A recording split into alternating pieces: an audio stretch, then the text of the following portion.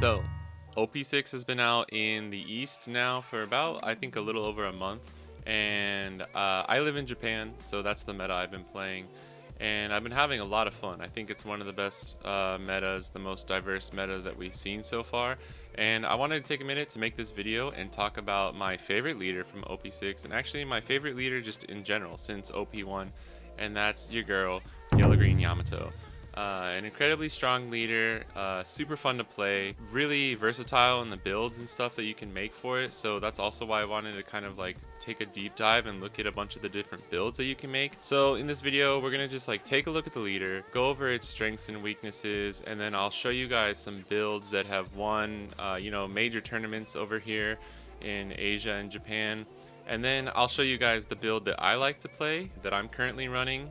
And at the very end, we will go over some of the like gameplay strats, like what to look for, what to mulligan for, the main cards of each deck, like each build that you're going to be running. And hopefully it'll help you for anyone watching this when OP6 does come to the West, and hopefully you'll have a little bit of a head start, or this will just give you some general info. And if you want to start practicing on the sim, it's never too early.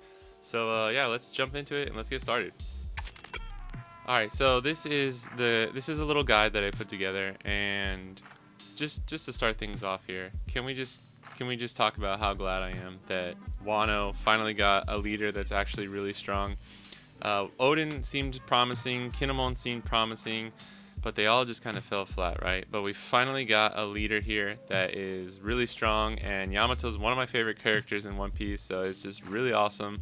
All the Wano Yamato stands rise up. We finally got a strong leader, and the red green Odin from EB01 looks really strong too. So we're gonna be eating good for a while. But let's jump into the actual leader card itself and look at the effect. So this leader has the effect double attack. This card deals 2 damage, and then activate main once per turn. If your opponent has 3 or less life cards, give up to 2 rested Dawn cards to one of your characters. This is really strong. This is super duper strong, and honestly, after using it for a while, I think this is the conclusion that I've come to, because when I first saw this card, I was like, that secondary effect is just going to make this way too overpowered. But actually, in my opinion, in reality, the second effect actually just makes it a viable leader in OP6. If it only had double attack, I don't think it would be that good. There are ways you can play around double attack. Double attack doesn't, sometimes getting the 2 extra cards to hand actually just helps your opponent. They can set up a ton of blockers, play around everything you're doing, and then you just lose. You just end up losing. So the secondary effect of actually being able to attach the 2 rested Dawn leads to so many different combos and so many different plays that almost every other single leader really can't do, And I'll talk about a lot of them when we're looking at some of the builds and looking at different cards. So let's look at the strengths and weaknesses of the leader, starting off with the strengths. Okay, so the first and obvious strength is double attack for free is incredibly strong. You do not have to have any Dawn. There are no conditions to meet. This leader is a 5k double attack. It's a 6k double attack. It's double attack all day, and it's just really strong. And yeah, that's that for that. The secondary effect is amazing for chip shots with lower power characters, going for lethal with Hody and other high power characters, and for attached Dawn effects like 8-drop Kid. So kind of what I was just mentioning, this leader, you can play 8-drop Kid on your 8 Dawn turn, and you can still attach Dawn. The next point here is it's inherently a strong leader, which leads to a lot of deck building freedom, which is actually maybe my favorite part about the leader, is you can run so many different builds and you can try out so many different things.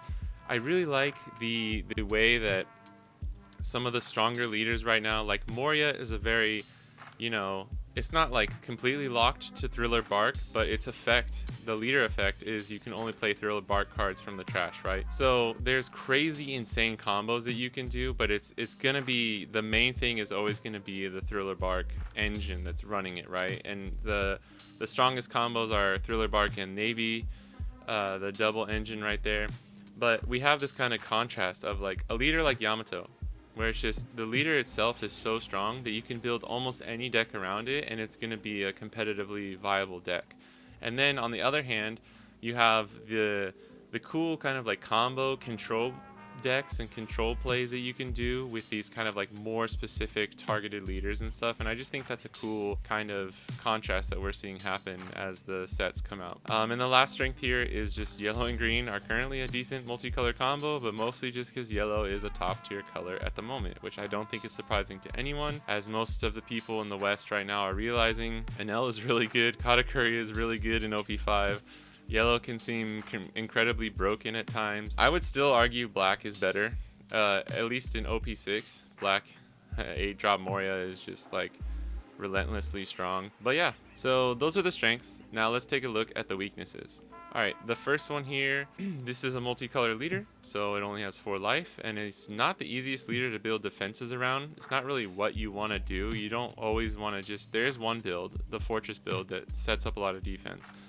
But it has a bit of a glass cannon feel, like Bello Betty or maybe Red Purple Luffy, because you want to swing heavy with this leader, you want to get that double attack off, and the thing that you sacrifice in order to do that is you're not playing as many bodies on board early game, or you're not playing as many like high value cards that are going to stick on the board.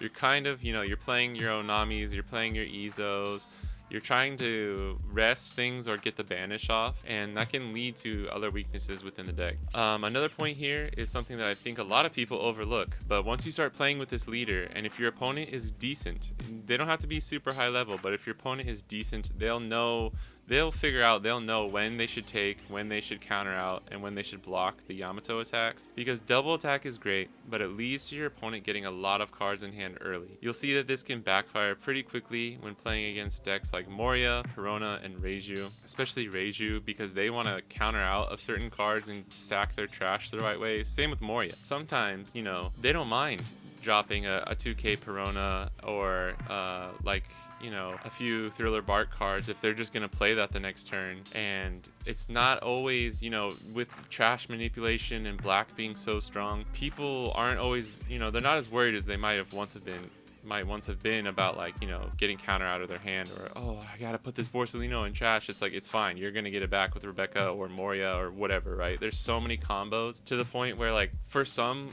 leaders, for some opponents, you're just giving them more cards in hand, then you're giving them more resources, and it's going to backfire. It doesn't always, but this is just something that can happen, right? You need your opponent to be at 3 or less life to activate her secondary effect, which, if played around correctly, prevents you from activating most Wano trigger cards and can throw off your tempo to the point where you just end up losing. This is a huge point, maybe the biggest weakness as far as like being able to out-tempo Yamato, because if you draw the right cards, or if you counter it and block at the right time, you can keep yourself at, like, you know, 5 or 4 life when and you swing through Yamato. The worst feeling in the world as a Yamato player is if you're playing a lot of the Wano trigger cards and stuff, you know, your opponent's at 4 life, they just had enough counter to get out of your previous swing. They swing, you don't have the counter, you have to take the life, and the top life is Kikunojo. That's the worst feeling, because if that attack had gone through, you would have been able to play her for free, and not only are you just taking it to your hand, it doesn't have counter, so you just drew a non-counter card that should have been played for free if you had only been able to get your swing through, and that is huge. And it becomes like, it goes from just like, you know, being a potential like +2 play to like almost a -2 play, or even worse sometimes, right? And the last point here is just, once your opponent knows how to play against Yellow-Green Yamato, it becomes increasingly harder for you to get those turn 4 or 5 wins. So knowing your matchups and card knowledge is huge for Yamato when it comes to the higher level play.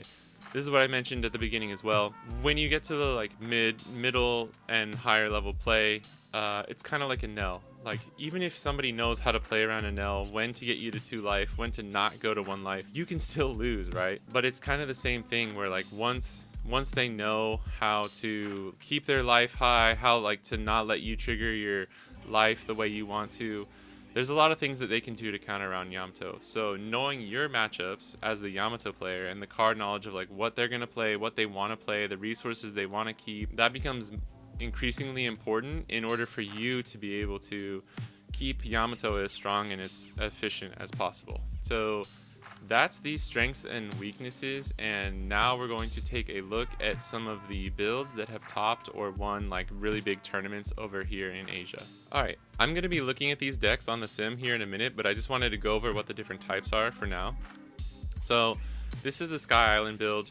The player was Master. If you saw the Tokyo CS stream, this is the first CS, the first big regionals, essentially, the preliminary regionals in Japan for OP06, and Yamato won it. And this is the Sky Island build. He went 12-1. This was a really crazy game. If I remember correctly, it was against Whitebeard, and the Yamato player was about to lose, and they needed a 2k counter out of their last life, and they happened to draw the Ezo. They survived and swung lethal the next turn. It was really crazy. If you haven't checked out that stream, I definitely suggest it. But it was just so cool. I really wanted Yamato to win there, just to like to show that she really was a strong leader, and that she was going to be sticking around in the meta.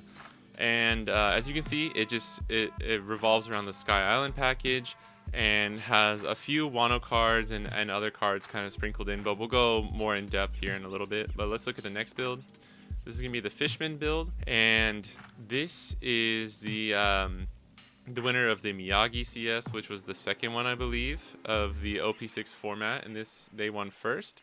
And I mean, as you can tell, it's just like a Fishman build. Its strong points are in that you can find Hody Jones from Kami Searcher, and you have a few other tools that are going to be really good. This is just another showcase of how strong. I mean, it's pretty crazy that Yamato won the first two CSs with completely different builds. I don't know if that's ever happened as far as like those big regional tournaments. The next one is going to be the Wano build.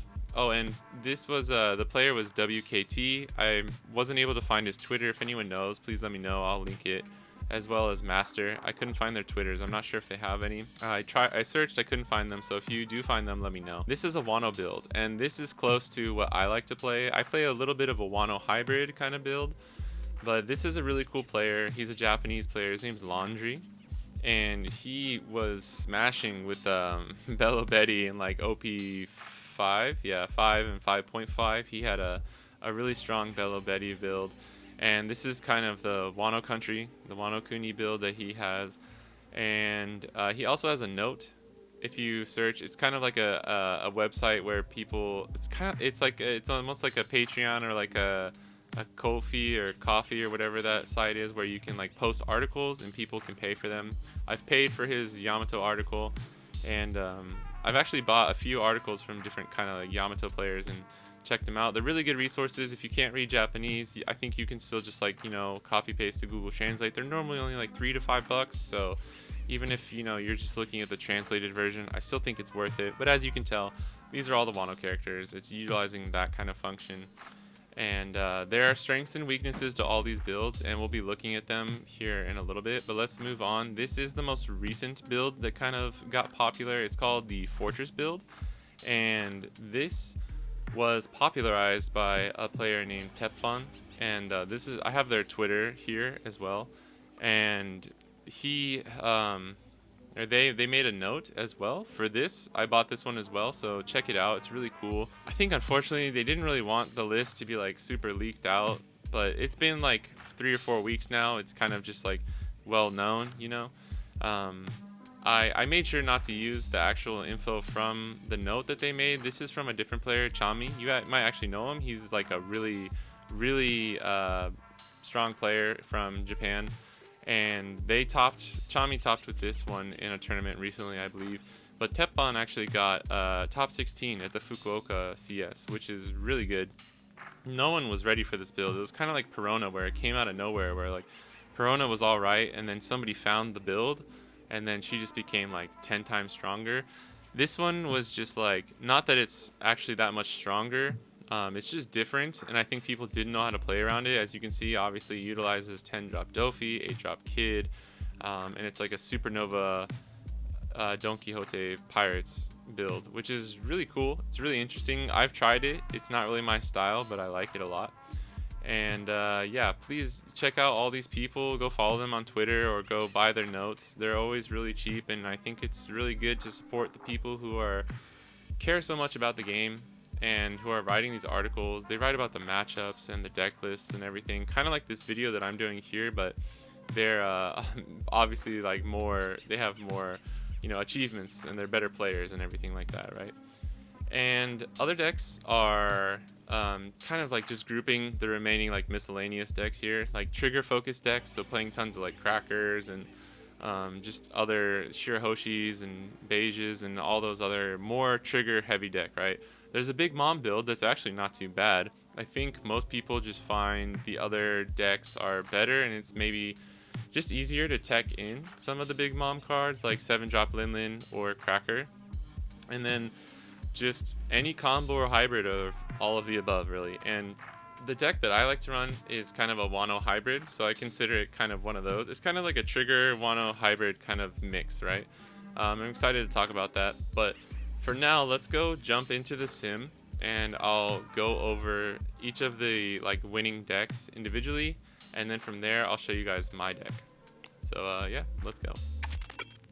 Alright, so here we're looking at the Skypiea build. This is the one from the Tokyo CS by Master. And I think what I'm going to do is I'm going to look at the two builds. We'll go kind of in-depth here at the two builds that won the CSs. And then I'll show you guys the kind of like Wano build that I want to run. I think with those three decks, kind of we'll have touched on most of the things. If you guys would like to see a kind of more in-depth breakdown of the Fortress build, let me know. I can definitely do that kind of as its own separate video. And there will be, I'm going to be doing some gameplay video, or like gameplay as well with Yamato, but that'll be in a separate video outside of this one, but look forward to that one as well.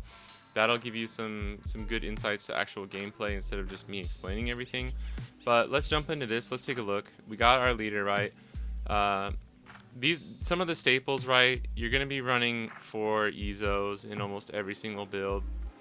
Most people, honestly, here's the thing: is like you're running 3 to 4 Hody in every single Yamato deck, and if you're not, unless you're just a wizard, it's probably not worth it. You gotta run it. You gotta run Hody. This is the crux. Hody is the card, the engine that lets you swing lethal, and is what you're kind of waiting and setting up for almost the entire game, right? So if you don't know, Hody is a 7-drop AK, it has Rush, and on play rest up to a total of your opponent's characters and or Dawn. Then put the top of your life cards into your hand. So that means you can rest 2 characters, 2 Dawn, 1 character, 1 Dawn, any arrangement of the 1-in-1 or 2-0, right? Which is so clutch.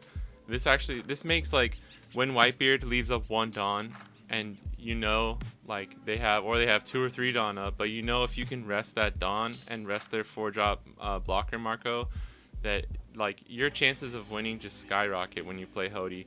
And if you're able to keep your life at a good enough number, you can. It doesn't. Maybe if you're at 2 life and you play Hody on your 10 Dawn turn or the turn after your 10 Dawn turn, that feels amazing, and that's really great. And sometimes you want to take the card from your life, because guess what? If you draw Amaru from life right after you play Hody, and that's the card you were looking for, it's the best feeling in the world, because not only can you play Hody, rest 2 things. So say your opponent has 3 blockers on the board. You play Hody, you rest 2 blockers. One of them is a 4-drop Borsellino. You play Amaru. You put it on Hody. You rest the Borsellino. Then you use Leader Effect. Attach 2 of the rested Dawns from Amaru or playing Hody onto Hody Jones. And wow, look at that. You have a 13k rush attacker where you just rested 2 things with him and 1 more with Amaru. Like, you can get around so much, which is kind of crazy that Yamato still really isn't the best, because people are teching in Sabo and other like 5-cost blockers a lot more in OP6, and but the value is insane. I just wanted to go over Hody here to explain to you guys, to just kind of showcase. You'll see too in the like gameplay footage, Hody is amazing. I think it's a 4 of in every deck. I know some people sit at 3, and if that works for you, that's fine. For me, it's a 4 of. They got the Russian L. You got your own holy combo. This Skypiea build of Yamato is really good at just establishing a wider board. Most of the Yamato decks can't really establish a wider board, so it's really nice. You can go second too. I think most of the time you're going to want to go first with Yamato, but you can go second if you want to. because you got the Shura search, and then you can play your holy combo. But if you go first, it doesn't feel bad because you're just gonna swing AK with leader on turn 2 anyways. And then you got Gidatsu, Satori, Shura. Onami is huge. This is an amazing card. This is a card that gives you a character or leader banish, and its trigger effect is Thunderbolt. So amazing. This is a 4 of. This has become just a yellow staple. Everyone's running these in Katakuri. They're running them in Enel. Just all yellow decks essentially run Onami right now. Kikunojo at 2. And this is a tech that actually I don't always run for Kikunojo because, like I said, the worst feeling in the world is not having your opponent down to 3 or less life and pulling a Kikunojo off the top of your life. It's just terrible. It feels bad, but it is so good. And on the other hand, it is a really great card because its effect on KO, if your opponent is at 3 or less life, place the top card of your deck to the top of your life. You get a heal if your opponent is at 3 or less life and they KO Kikunojo. So it's like a +2, really, if you play it out of life.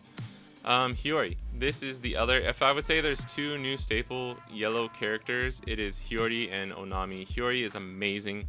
Not only is it just a 2k counter, on play, you may put the top or bottom card of your life pile into your hand. Put up to 1 card from your hand on the top of your life pile. So it's just, there's so many combos you can do with this, right? You can place a You're the One Who Should Disappear, which will essentially let you use its trigger to get another life. It's like, its trigger is a Nell effect, essentially. And then, but the really strong play here is doing something like playing Hiyori and then putting an Onami on the top of your field. If you're playing against Sakazuki or Moria or Perona, they have a 4-cost Borsalino on the board, the blocker. You attack, do whatever you're doing, play Hiyori, put Onami on the top of your life, and then, you pass. If they swing at you, boom, their blocker is gone. And then this is the combo right here.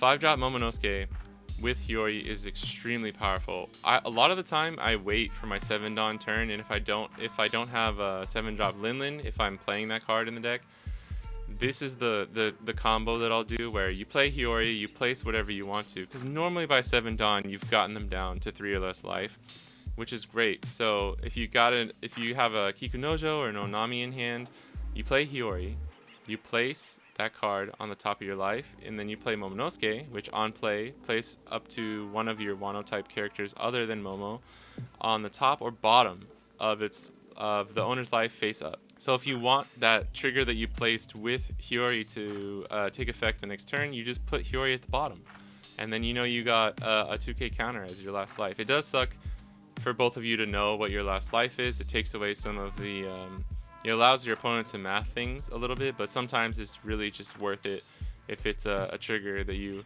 can place it on top. And if you're going to be taking 2 damage the next turn, you get the 2k back, which can be really strong too, just recycling Hiyori, and then the next one will be the trigger.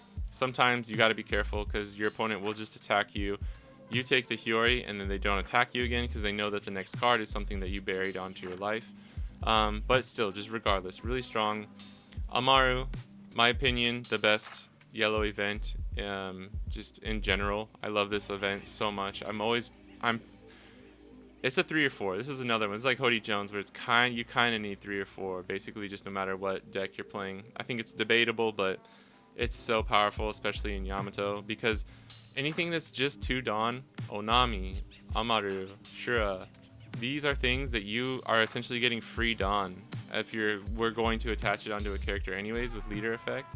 And then the last card here, You're the One Who Should Disappear. This is just the 0 cost plus 3k for yellow, and its trigger effect is just a Nell leader effect where you get to heal a life and trash a card.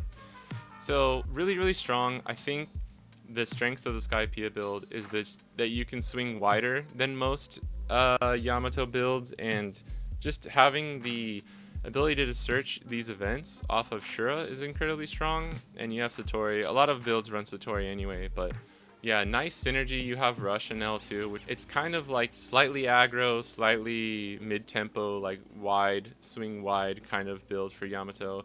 It's really strong, and That's why it won the Tokyo CS. So let's take a look at the CS Miyagi winner, WKT's build. This is the Fishman build. This is the other one. I've tried this one as well. The Fortress and the Fishman build, I don't really like as much personally. The Skypea build and the Wano build are the two that I have personally run a lot here in locals and stuff in Japan. But as you can see, it's a lot of the same. I'm not gonna go over any like duplicate cards like Onami or Kikinojo, but obviously they have Kami, which is the Fishman or Merfolk searcher, and this is amazing because you can get your 2Ks with Hatchan and Jinbei, or you can get this Arlong. This Arlong is huge. It's really good. I actually tech this into my deck sometimes, even if I'm not doing Fishman. It's on play. You discard one card from your hand, and then your opponent's rested leader cannot attack until the end of the next turn. So they become active, they just can't attack.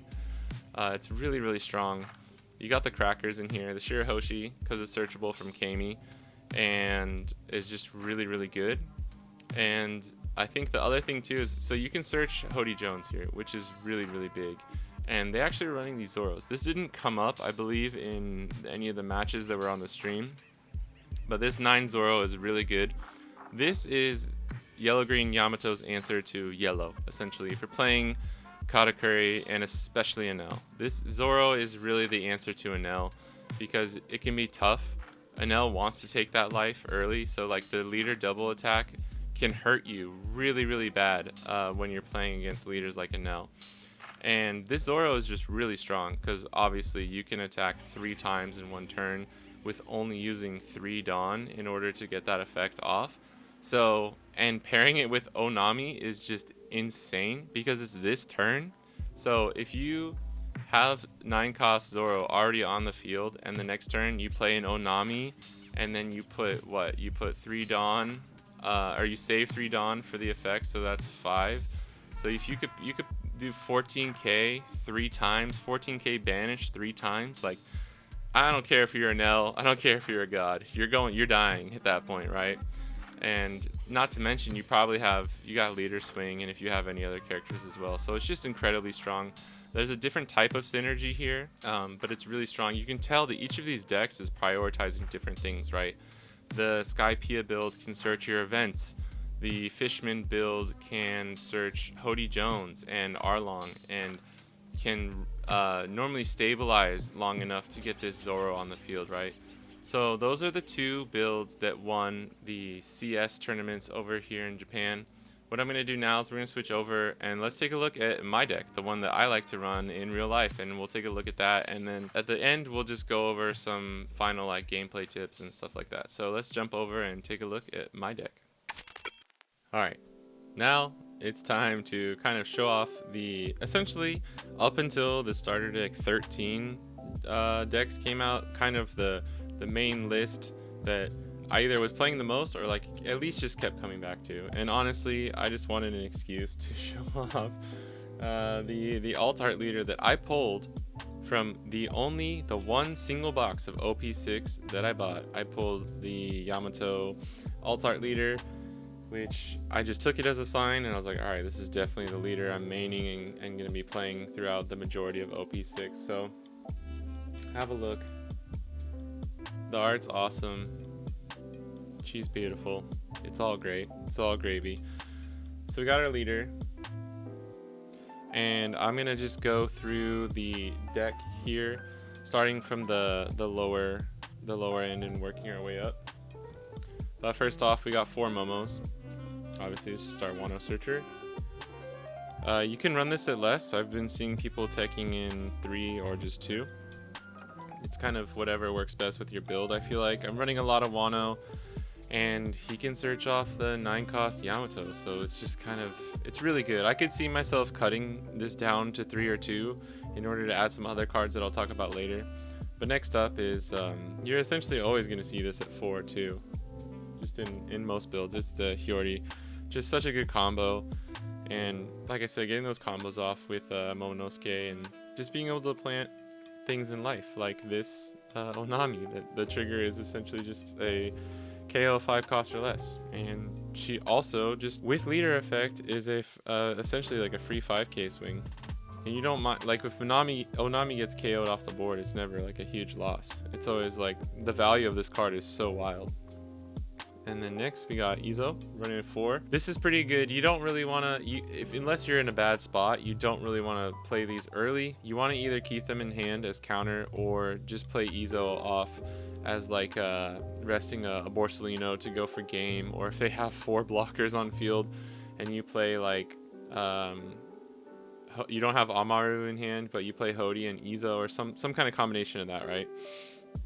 And so this is where my deck starts to deviate from the kind of common normal Wano build. Is I also run 4 of the beige. I think, just in my experience, the 2K is nice, and just the trigger, being able to stop a character from attacking is just so big. I mean, this is one of the only cards that can really stop even like a 9-cost Zoro from getting those 3 swings off. So it's just, in my opinion, this card comes in clutch so many times that I hate to take it out. I do take it out sometimes when I'm running different builds, but more often than not, he kind of just weasels his way back in. Beige is he's just too good, honestly. Yellow trigger. All right, and next we got, moving on to the 4-cost, we got 3 Kikanojos. And the reason I run 3, I talked about it earlier in the video, but it just hurts so bad when you pull this off a life and you're not able to play it. It is a really good card. It's extremely strong. One of, if not like the best attacking Wano card probably that we got from OP06, but I think you could warrant that it just needs to be at 2 or 3, just depending on your build. And then the next 4-drop is Cracker. I wasn't running this initially, but I think it's kind of like Beige, where this is crazy in the Yamato mirror too. If you hit this bad boy, like you're like, oh, I can't counter out of the first attack. You hit this bad boy, you take 2 life, your opponent's still at 4, you're at 2, you play Cracker on board, and you swing. And if you have an Onami too, like you're just, the pressure is insane. It's not as amazing into every single matchup. That's why I still only run it at 3, but it's just, you know, Cracker's good. Cracker's good. So as you can see, these are some of, like, it's the Wano engine with some of my favorite and kind of like reliable trigger cards like teched in, right? And then starting off with our 5 costs here, we got the Momonosuke blocker that can put a Wano type country card other than Momonosuke into life. Just really good 5-cost blocker. He's also a 6K, no counter, but 5-cost blockers are invaluable in OP6. I mean, you see them, you see Sabo being really good in OP5, but just 5-cost blockers in OP6 get even more, they just get better, and they're something you really rely on. Alright, this is a tech card. I run 1 single 7-drop Linlin. This is a card I could see myself adding more of. It's just really good. I think it's actually pretty good in OP5 right now too. People are finding out that teching it into like Bello Betty, or just running it in your Nell lists, or obviously Katakuri. It's just really strong. And for now I have it at 1. You'll kind of see why later, but this is the next 7-drop. Like I said, the Crux. This is also the other big hit that I got from the 1 box of OP6 that I pulled, and I went out and got the singles for the rest. I'm not able to bling out everything. I think those are the 2 like only alt arts I have really, but it was cool. This alt art's kind of crazy. It's cool. Dropping this bad boy on the field does feel cool. It's very menacing. I've already explained how powerful Hody is. I don't think I have to go into too much more detail there. Alright, so up next we got 3 9-cost Yamatos, and I could see myself running 4. I think because we're running 4 Momo searchers that it's okay. This isn't like a Nell where if you don't see Yamato you lose. You may not even be making it to your 9-Don turn with a Yamato deck, or at least like your 9-Don turn might be like, if I don't go for lethal here, I just lose next turn. So you're not always in the position where you're going to be able to play this, but it's just really good. Yamato's just a really good card, and if you can set yourself up and have enough defenses and resources by the time you want to play this and you're at 1 life, then as you already know, Yamato does Yamato things, and it's really good. Alright, up next, the other 9-drop, we got Zoro. I was originally not running this card. I also didn't have it, but I finally picked up 2 of them. They're not too expensive over here, but I would probably recommend buying a playset of these, even if you are not going to be running it in your OP6 decks, because I just think in the next few sets, this card's going to be more usable. You're going to be able to utilize it properly and have defenses that make it, I mean, it's already a huge threat, right? If this sticks on board, your chances of winning, like, I don't know, at least like double, triple instantly. So I'm running 2 just because against Enel and certain matchups and certain times in the game against certain matchups, if you can pull and put Zoro on the board, you will win. This is a hard mulligan for when you're playing against Enel. You hard mulligan, you hope that you see your Zoro and maybe a few other like an Onami, Hiyori, Momonosuke, either of the Momonosuke's, right? That's what you want to see. But yeah, just super strong. I have been able to, like, you'd be surprised how hard it is to actually establish this on board, not get it removed or KO'd, and still be able to attack, but it does happen. And by God, does it feel good when you get those 3 swings off, because you can also use leader effect to attach the extra 2 Dons, so it's kind of insane. It really is. Moving on to the events. This is where I have a little bit more spice, but this is just the standard for Amaru. You could run it at 3 if you really wanted, but I just think it's so important. We can't search it. We don't have Shura. It's so good. I mean, the trigger is good as well, especially in Yamato. Sometimes you might have a Zoro and a Momo blocker, or 2 cards, a Kikunojo and a Zoro in hand, where like you're really not gonna be able to use them, right? And if you trash those, you get the extra life with this effect. That's always an option. Next, we have 3 of the "You're the one who should disappear," Omae ga Kiero. This is really, really good. Not everybody runs these. This is most of the events outside of Amaru are kind of like tech choices or just preferences. But because we're running 3 9-cost Yamatos, 2 9-cost Zoros, we have our Kikunojos, we have our Momo blockers and the Linlin. We do have, and of course the Hodis as well, we have a certain amount of cards that don't have any counter. And just being able to pitch them for this and like have it feel good that we're like actually able to just use them and get rid of them, I think it's so important. I'm personally just a huge fan of the 0-cost 3k counter cards in all colors. I think it allows you to run the higher cost characters with more efficiency, and just I don't feel the dread of just having like dead cards in hand, right? Alright, these last 2 cards are kind of like the spice of the deck, and honestly in my testing have been pretty good. If you want to have fun with yellow green Yamato, tech some of these in your deck. Like, just try it. It's so much fun.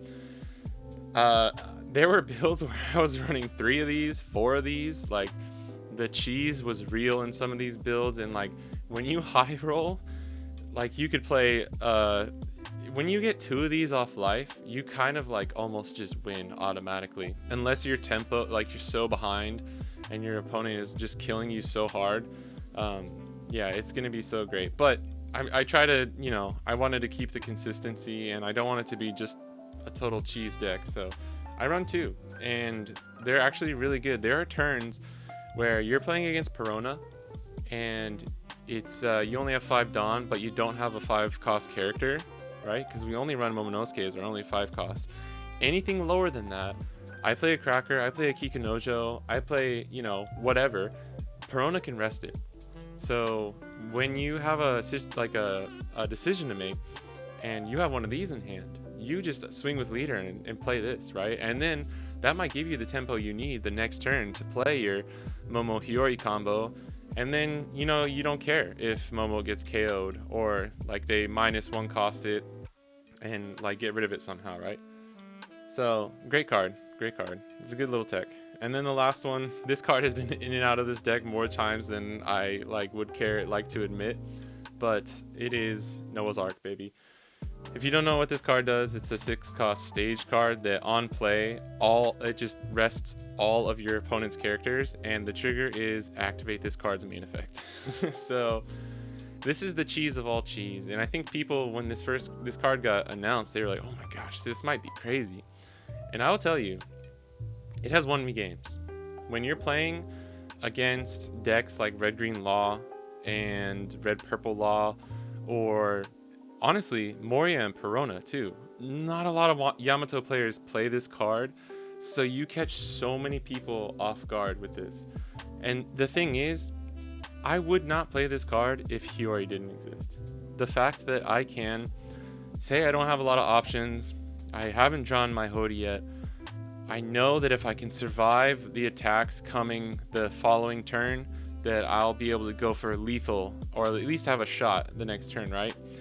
I have Hiyori and a Noah's Ark in hand, and I have 1 life left. Boom. Play Hiyori.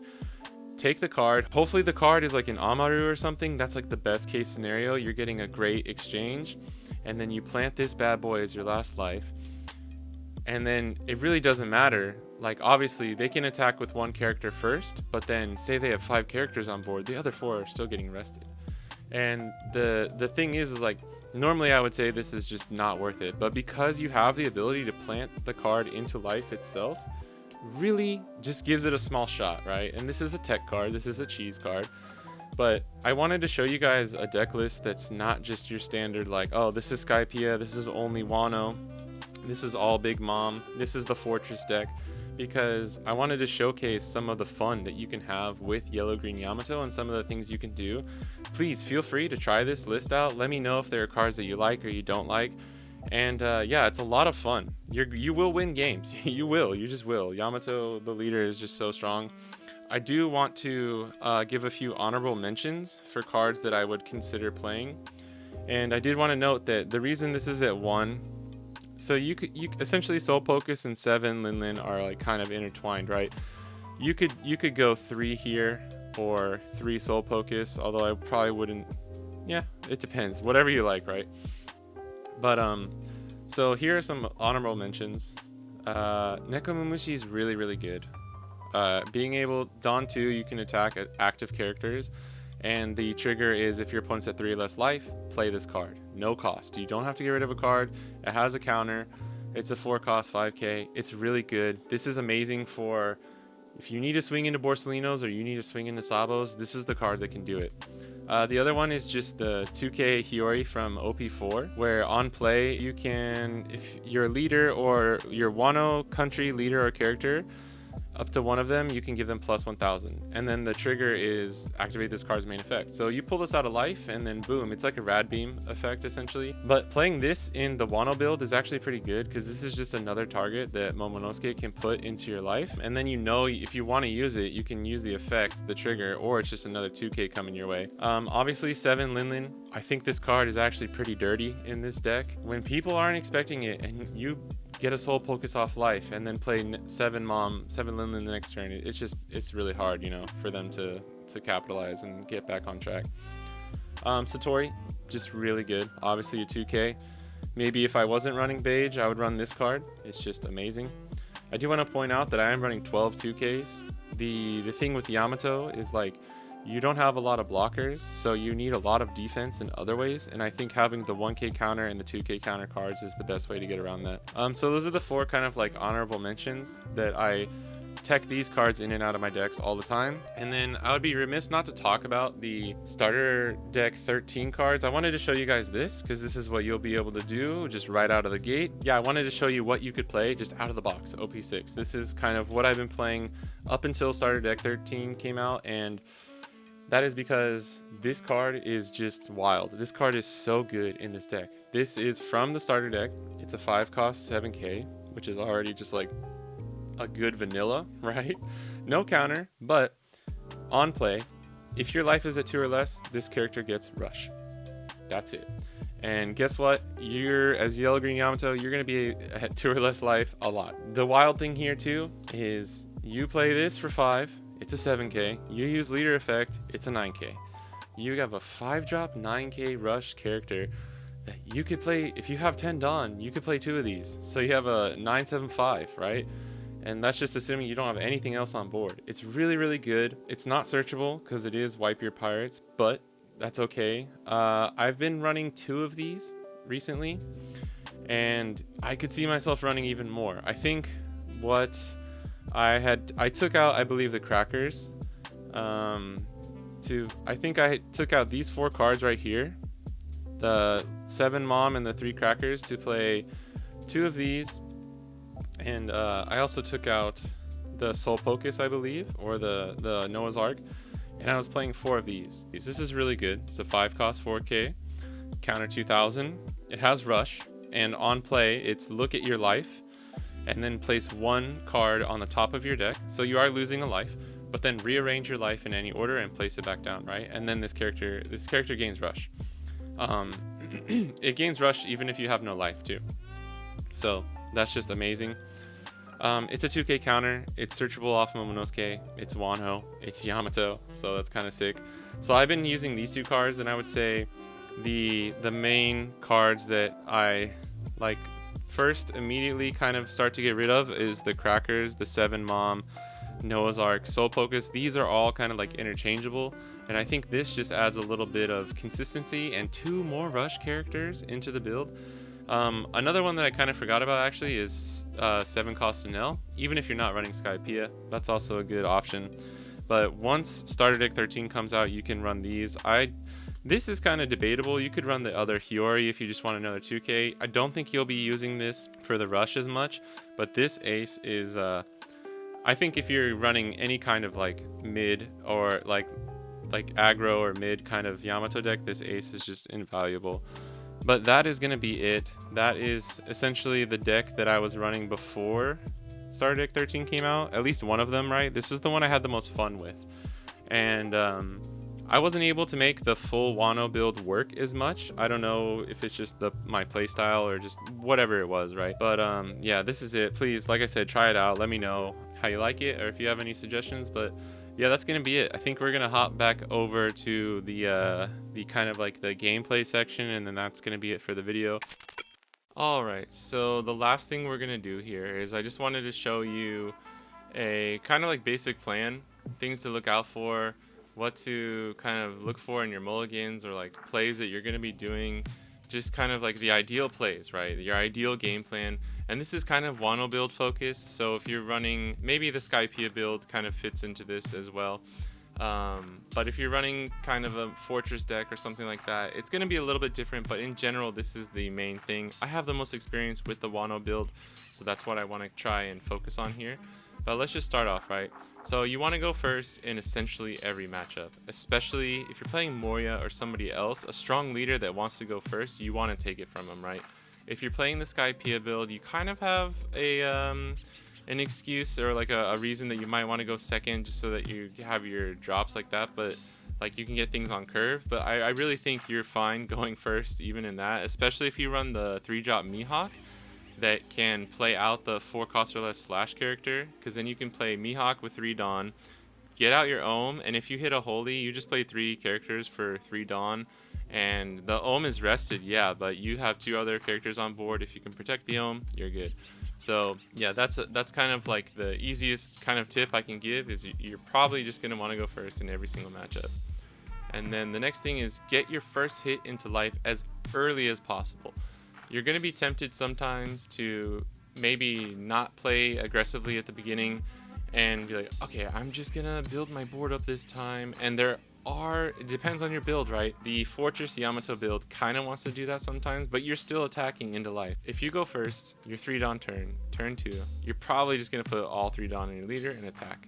If you get them down to 3 or less life, then you can kind of change the game plan and start building board or establishing blockers.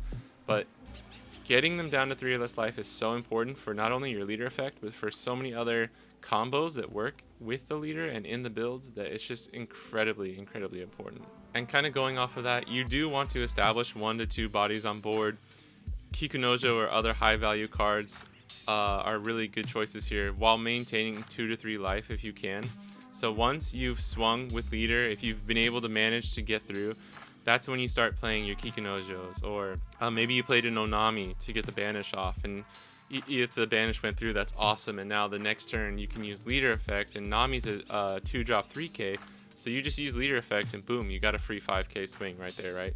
The important thing is not letting your own life get down too low, because you can get down to 2, even 1 sometimes is okay, if you know you're going to be able to play Hiyori and Momonosuke and heal yourself right there.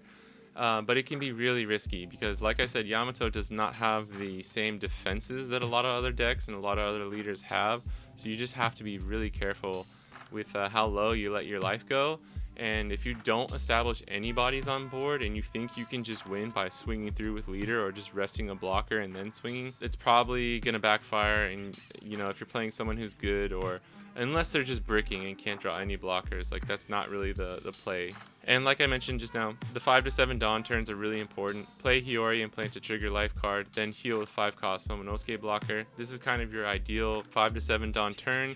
If you don't have something better, or especially if you need to heal that life, this is really strong, because now you have a 5 cost blocker on board, and you're going to be, you know, if it was your 7 Dawn turn, now you're at 9 Dawn turn. Next turn, if you can play your 9 cost Yamatos or your 9 cost Zoros and start setting up for lethal, that's really good. Having the Momo on board when you play 9 cost Yamato or 9 cost Zoro is great, because you have some protection, right? And, you know, yes, they can get rid of 9 cost Yamato or Zoro just through, you know, Sakazuki or Moria doing cost lowering KO effects and stuff like that.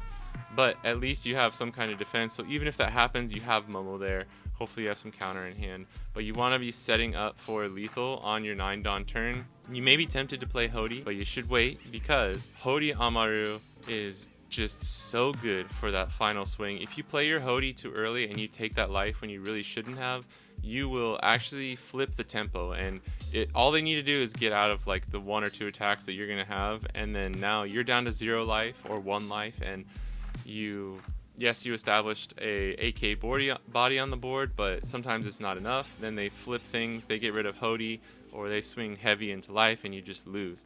So the later game, you know, 9 Dawn, 10 Dawn turns is when you can kind of like establish the big boys. Playing the Yamato when you're at 1 life is great, because then you get to heal and pop something. And Zoro, you know, you play Zoro and you just hope it stays on the field. That's why it's so good against NL too, is because yellow really doesn't have any way to get rid of those big bodies if it's not rested. And I know there's that new EBO1 card coming out, so they will essentially have a red rock, which is going to make things even more complicated against NL. But for now, you don't have to worry about that. Be smart about your last like 2 turns is all I'm trying to say here. With being smart about when you play your Yamatos and Zoros, when you play Hodi, the worst thing you can do is think like, oh man, I could be kind of smart here and not do it, but I'm just going to go for it. And sometimes you do go for it with Yamato. It's a go for it deck, you know. But knowing when to play Hodi and when not to play Hodi is kind of a thing that you have to learn and you have to get good at. But that's basically it. That's essentially, you know, the ideal game plan. And like I said, I'll try and go in depth in some other builds, or if there's any kind of like specific thing you guys want to see from me and make like a shorter specific video on that, let me know. I'm up for anything. This was kind of just a very general, large, all-encompassing kind of guide that I had thrown together. So I figured instead of making it super short and, you know, having to just throw out a bunch of stuff, I'll just bite the bullet and make it a longer one. I hope it was helpful though. But yeah, that's gonna be it for the guide. And yeah, thank you guys so much for watching. Alright guys, so that's it for the guide and going over the decks and the breakdowns and everything. I know it was a bit of a long video, but I really wanted to go in depth because I really love this leader, and I've had a lot of experience playing with it and studying other top players who have played with it. And I really hope like you've been able to learn something from it, or it gave you an idea, or now you can take something, use some of the lists that I showed and just go play it on the sim and start getting ready for the meta if you're someone in the West and you're waiting for OP6 right now. Yeah, thank you so much for checking out. If you stayed until the end, like, big props. Thank you so much. There will be a gameplay video coming out soon. Keep an eye out for the other videos coming out on my YouTube. I'm going to be doing other deck breakdowns with certain leaders and stuff in the future as well. Yeah, there's a lot to still talk about, but I really wanted to just end the video now before it got too long.